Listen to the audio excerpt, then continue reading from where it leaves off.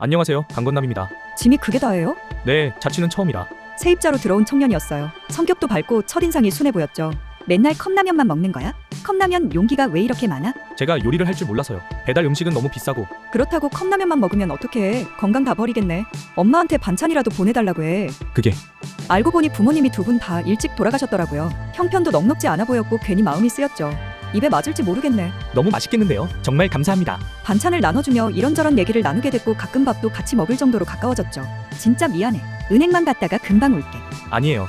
파마하고 싶다고 하지 않으셨어요? 새별이는 제가 잘 보고 있을 테니까 미용실도 들렸다 오세요. 정말? 그래도 될까? 그럼요. 그럼 나 딱 2시간만 부탁할게. 아이도 평소에 청년을 잘 따랐고 그렇게 아무 문제 없을 거라고만 생각했어요. 그런데 오셨어요? 미안, 너무 늦었지? 아니에요. 저는 이만 가볼게요. 새별이 안녕. 새별이 오빠한테 인사 안 해? 피곤한가 봐요. 그냥 두세요. 그날부터였어요. 아이가 청년을 피하기 시작한 게. 왜 안 씻겠다는 건데? 싫어, 만지지 마. 그리고 몸을 만지는 걸 극도로 싫어했어요. 뭔가 이상하다는 생각이 들었죠. 안 씻으면 유치원은 어떻게 가려고? 친구들이 냄새 난다고 놀릴 텐데. 외부 자극이 있었던 것으로 보입니다. 다행히 조직 손상은 없지만 외음부염증으로 봐서 성추행이 의심됩니다. 뭐라고요? 그제야 알았어요. 내가 양의 얼굴을 한 늑대에게 딸을 맡겼다는 걸. 손이 떨리고 숨이 막혀왔죠. 가만두지 않을 거예요. 성추행뿐 아니라 상해까지 할 수 있는 모든 걸 하고 싶어요. 안녕하세요.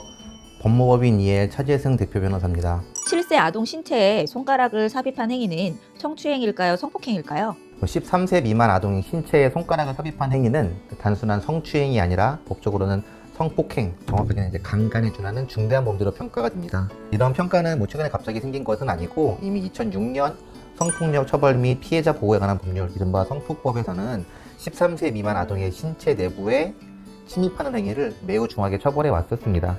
당시 법 개정을 통해서 입법자는 성기간 결합 여부와 관계없이 손가락이나 신체의 일부로 아동의 몸 안에 침입하는 행위 자체가 아동의 성적 자기결정권을 본질적으로 침해하는 중대한 성폭력이라는 점을 분명하게 하여서 일반적인 강제추행과는 구별되는 가중처벌 범죄로 규정을 했습니다. 과거 일명 조두순 사건 등 일부 사건에서 이와 같은 행위가 강제추행으로 처벌됐던 사례가 있었는데, 이는 법이 약했기 때문이 아니라 형법상 강간 개념이 오랫동안 성기 결합을 중심으로 이해되어 왔기 때문입니다.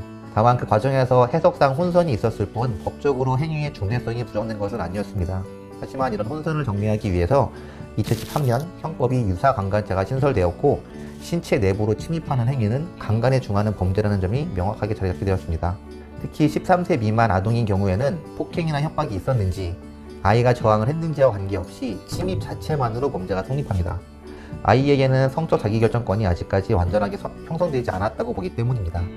따라서 7세 아동의 신체에 손가락을 삽입한 행위는 과거에도 가볍게 볼 수 없는 중대한 아동 대상 성범죄였고, 현재 법 기준으로는 명확히 성폭행으로 평가되는 행위라고 이해하시면 됩니다. 이는 이 법이 갑자기 엄격해진 것이 아니라 아동을 보호하기 위해 법이 점차 명확해져 온 결과입니다. 범행으로 인한 염증과 손상이 상해로 인정받기 위한 기준선은 어떻게 되나요? 대법원은 이 쟁점에 대해 비교적 일관된 기준을 제시해왔습니다. 특히 미성년자인 경우에는 성적 추행으로 외음부에 염증이나 발적이 발생하였다면 그 정도가 경미하더라도 형법상 상해로 평가하고 있습니다. 상해는 단순한 통증이나 일시적 불쾌감에 그치는 개념으로 보진 않고, 신체의 건강 상태가 이전보다 나빠지거나 정상적인 생활 기능에 장애가 초래된 경우까지 포함해서 폭넓게 보고 있습니다. 실제로 외음부에 약간의 발적과 경도의 염증만 있더라도 피해자의 건강 상태가 불량하게 변경되었다면 상해로 인정되는 판례가 있습니다. 따라서 이 사건처럼 성추행 이후 외음부 염증이 확인되고 그 발생 시기뿐만 아니라 염증이 나타난 부위와 범행 방식이 서로 맞물려 설명되는 경우라면 조직 손상이 중하지 않더라도 성폭법에서 강간 등 치상 또는 그에 준하는 상해는 충분히 성립될 수 있다는 것이 법원에 확립된 판례라고 볼 수 있습니다. 아이를 임시 보호하며 벌어진 범행이라면 계획성이 인정될 수 있나요? 결론부터 말씀드리면 충분히 계획성이 인정될 수 있습니다. 계획성은 반드시 사전에 범행 도구를 준비하거나 구체적인 범행 계획서를 작성하는 경우에만 인정되는 것이 아닙니다. 법원은 범죄에 이르기까지의 경위, 관계 형성 과정, 범행에 유리한 상황 등을 의도적으로 조성했는지 여부를 종합적으로 판단합니다. 이 사건 경과를 보면은 범행은 즉흥적인 감정이나 순간적인 욕구에 따라 발생했다고 보기는 어렵습니다. 가해자는 단순히 같은 공간에 우연히 머문 것이 아니라 주거 공간에 세입자로 들어가서 장기간 생활을 하며 신뢰를 축적했고, 그 결과 피해자의 보호자로 하여금 아이를 단독으로 맡겨도 된다고 판단될 정도로 신뢰 상태를 형성했습니다. 나아가 보호자가 자리를 비우는 시점을 인지하고 그 시간대에 범행이 이루어졌다는 점은 범행이 가능한 조건이 갖추어진 순간을 선택해 행동에 나섰음을 보여줍니다. 이러한 일련의 과정은 충동적으로 이루어진 범죄라기보다 관계와 상황의 변화를 인식하고 이를 이용한 선택적 범행으로 평가될 수 있습니다. 특히 미성년자를 임시 보호하고 있는 상황은 가해자가 피해자의 저항 가능성을 낮추고 외부의 도움을 받을 수 없는 상태임을 인식한 상태에서 범행이 이루어졌다는 점에서 범행의 위험성과 비난 가능성이 매우 크다고 평가됩니다. 이러한 사정은 양형 단계에서 계획성 및 범행 수법의 악질성으로 불리하게 작용될 가능성이 매우 높습니다.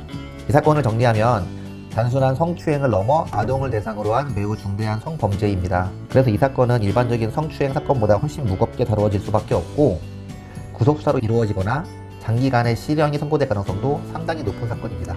피해자의 눈물이 마르는 그날까지 이 일이 함께하겠습니다.